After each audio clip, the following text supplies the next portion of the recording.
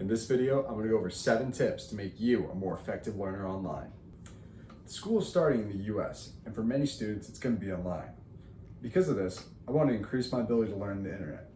So in this video, I'm going to go over several tips to improve your ability and efficiency of learning online, whether it be for school, a personal project, or just something you've been meaning to get around to.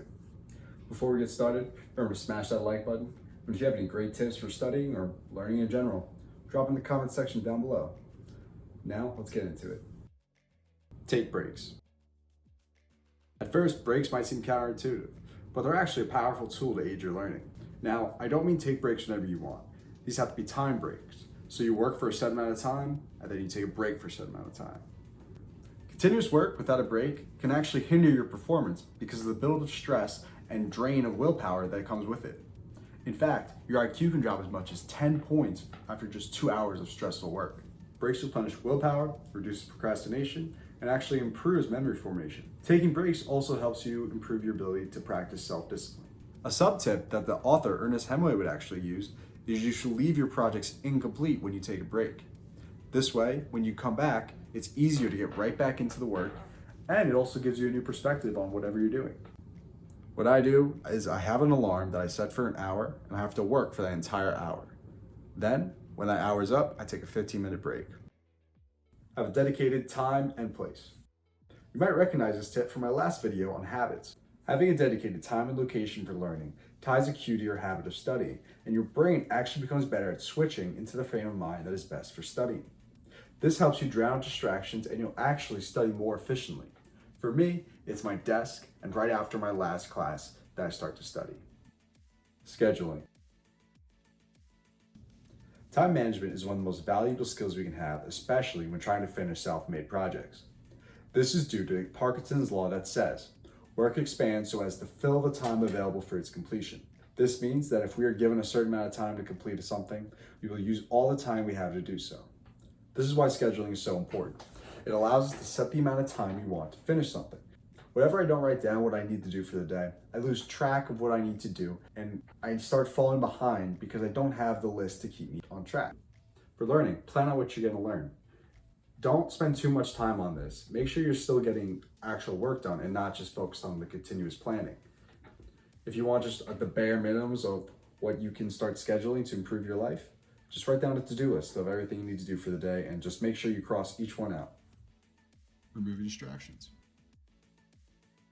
We all have a limited amount of mental bandwidth that we could use at any given time.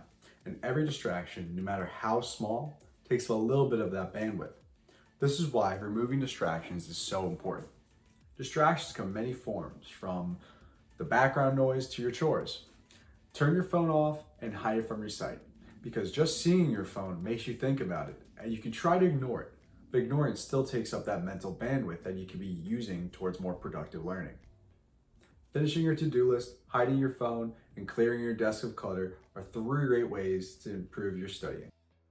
Exercise. More and more research is coming out every day, further supporting the benefits of exercise on your body and mind. When you exercise, your body releases hormones and neurotransmitters that improve mood, memory function, motivation, focus, and overall learning. It also lowers cholesterol, which is the stress hormone, and releases a protein called BDNF, which actually promotes the growth of new brain cells, which is once thought to be impossible. Aerobic exercises have been shown to have the best effect, so cardio is ideal for getting the most benefits for learning.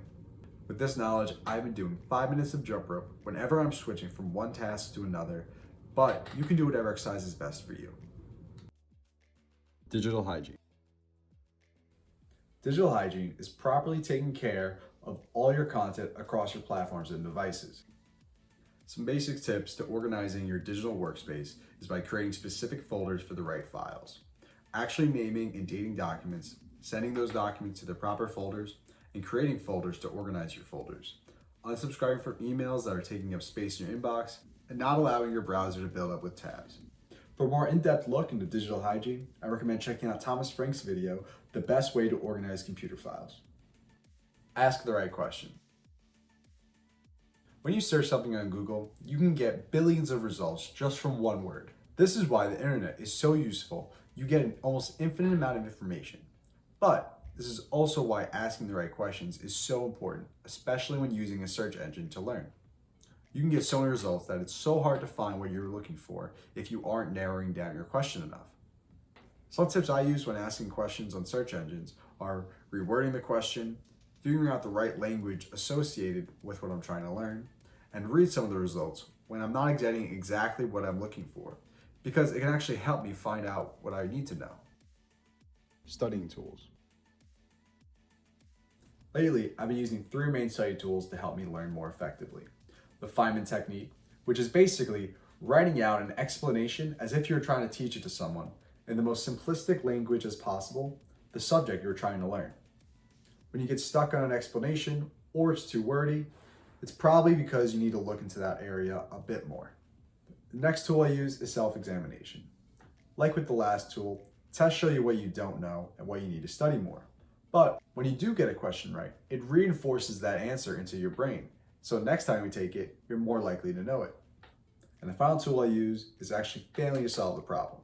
Because when you try to solve something and you fail at it, that's when you actually learn. When you get it right, your brain just tells you to keep doing what you've been doing. When you keep getting it wrong, your brain tells you that you have to start changing up your approach. Thank you guys for watching. If you got any useful tips out of this video, remember to drop a like down below. And subscribe if you want to see more videos on self-optimization and personal development.